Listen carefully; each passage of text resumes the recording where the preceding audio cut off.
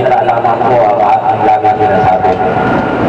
Isang nagdurong puso at nag-aalat na damdamin. Yan po yung lagi kong panimula kapag ako po'y nagpupunta sa iba't ibang samahan sa buong Pilipinas.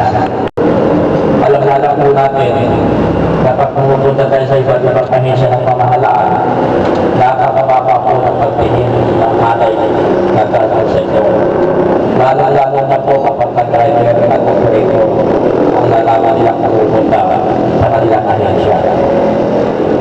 Nagdurugo po ang ating damdamin dahil napakababa ng pagtingin ng ating lipunan.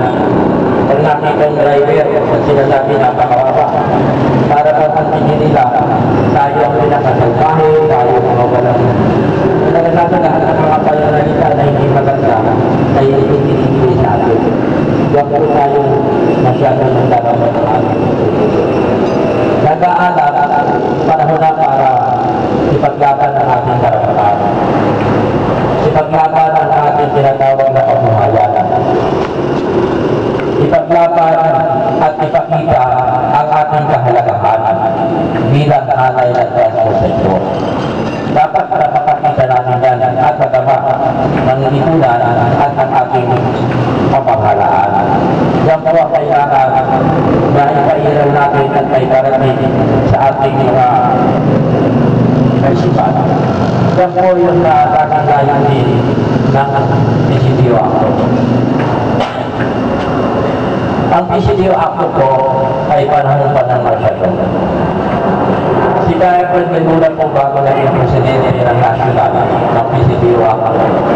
Nagsimula po tayo na nakatapos lamang ng ihing ng tubig. Nagsimula po tayo na tagapaglinis lamang ng opisina ng mga leader at transport. Nagsimula po tayo na naging organizer. Nagsimula po tayo na naging presidente. At nagsimula po sa kalakaran ng may mga sarili kayong baliyon, may sarili kayong kalakaran, hindi ko pinakikita malang ang pinakikita ng lamang po ng PCDO Acto.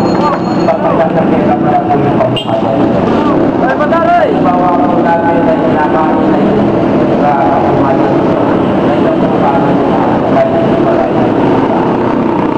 Halimbawa po, pwede tayo sa inyo. Wala ka po ano na buwa. Wala ka po dito, wala na. Ang ginawa ko lang ng PCDO Acto dyan, hindi lamang po yan, baka hindi na nalalaman, nakalagyan naman sa dyan na halimbawa yung pinagkita ka sa pataka. Yung shot hindi nakalagay sa takip, yung isa lang nakalagay sa takip. Ang dami ang mga naging biktima. Ano pa naging problema ni Dante? Kapag kayo po ay nagpaparehistro, yung inyong mga tinatawag na insurance, peke, sa ilalim ng mangga, pwede na kayo magpa-insure. Pero kung nagkaroon kayo ng aksidente, hindi naman alam ng operator at ng driver kung paano ninyo puprotect nila yung mga nasagasaan ninyo at yung mga namatay sa looban.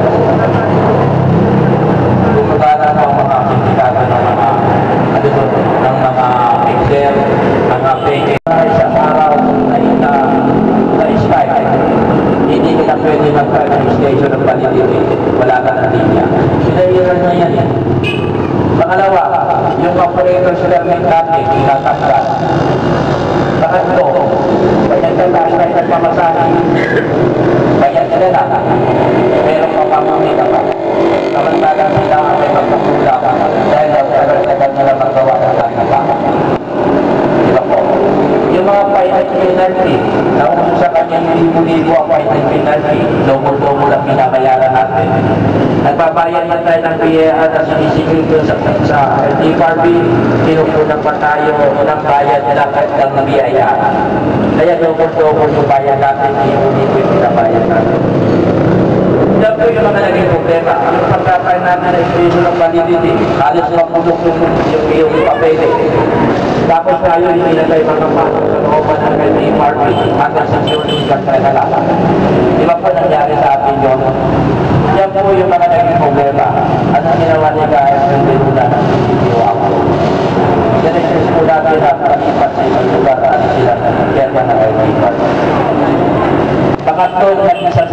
natin ay yung si General Lancho, lalong mas matakaw ka pala. Mas matakaw. Dahil lahat ng mga dokumento mo, bawat kilos, pera. Mapupulong ang mga papeles kung walang pera. Pangalawa na naging pinagawayan namin ay ipinigil kayo na mag-conversion ng LPG na magbabayad kayo ng 150,000. Kano pa siya na pinatawag natin na memorandum circular na pag hindi ka nag-conversion ng LPG, hindi ka pwede magpariso. Yun yung huli ng pinaglabanan natin. Anong seguridad natin na kung LPG na pinagamit natin ay hindi magtataas ang presyo ng LPG. Dito ba sa Metro Manila, dito ba sa Pilipinas, inaayon kayo LPG sa ganitong problema natin. Diba? Pwede yun sa Japan, pwede yun sa ibang bansa na malamig. Pero dito sa Pilipinas, pagkag-init, parang pwede ka na nagturo ng itlog eh. Dapat sila maningin taxi, marami na ang sumabog dahil sa init at nagkakaroon pa ng sakit yung mga driver. Alam niyo yan, kaya tayo nakipag-away na at nakipaglaban dahil yan ay sa presyo ng langis. Nagkaroon tayo ng subsidy na dapat ay bibigyan tayo ng bigas. Pero anong ginawa? Hindi binigay ng subsidy at binulsa. No? Yan po yung mga ginawa ng mga nakalipas na mga Army chairman. Kaya ko napapansin po ninyo, isinasample ko lamang po sa inyo yung kaibahan ng siksyon sa gobyerno at saka yung hindi siksyon sa gobyerno. Tayo po ay hindi lamang sa gobyerno. Tayo po ay lumalabas ng pagmaganda kasi may dalawang moto ang akto eh. Dalawang araw. Maganda ang ginagawa ng isang opisyon ng gobyerno, bibigyan natin ng recognition. Pag hindi maganda at nakapapisala ang ginagawa ng opisyon ng gobyerno sa hanay ng transport sector, bibigyan natin ng resignation. Kaya marami na tayo binigyan ng resignation. Tumaas ng 21 pesos. Nagsimula tayo sa 21 pesos na liter. Umabot na kayo ng 31 pesos at 85 centavos per liter. Kaya ako po ay nag-file ng petition na magtaas na ng pamasahe. Pero may mga ibang organisasyon tutol sa kahilingan natin. Dahil kaya-kaya pa raw ninyo na mag-tiis. Sabi ko naman sa kanya, ay nagkaroon na tuwan, kung makakapag-tiis ka kung tutol leader ka ng meron. Yung ganyan halaga. Pasusunod na dito po, nataas na naman na 150. Bago mag-December, nagtaas na naman na 1 peso. Ganyan po kapagkada. Kaya tayo po ganun uli, ganun po yung uli ng pagpapantay natin sa inyong kabuhayan. Tayo po, napapansin ninyo, yung kasama po ninyong pasensya po. Ako po ang naglagay ng terminal sa San Joaquin. Pero kahit 5 centimos, wala akong pinutungan doon sa area ng San Joaquin. Dito po, pag nag-member po kayo ng ako, wala po tayong pagsisisihan. Dahil ang ako po doon sa inyong samahan, sa inyong kalakaran, sa inyong batas, wala po kami ang pakialam. Internal ninyo yan. Ang pagsasamahan lamang natin, ano yung pwedeng gawin natin para proteksyonan ang hanang buhay mo at maproteksyonan yung problema mo. Diyan lang tayo mag-iikot. Wala na tayong ibang pag-uusapan pa. Halimbawa po, niloloko tayo at iwawala tayo ng pulis, traffic enforcer, o sino man. Ang ginagawa po ng ako, hindi po kayo ang pokron. Ang pokron po doon, PCDO ako at saka si Kaya ng Tiluna. Ang gagawin po natin doon, kung may problema kayo sa kalsada, ang issue, i-general natin. Hindi ko naman sasabihin na isamahan ng San Global kaya po ang nagpapahuli o nirereklamo kayo. Lalo kayo pinag-initan. Pero pag sinabi ko lang, dito sa lugar ng Pasig, si ganito, may nanumulekta, nagingil, nagpapahirap sa transport.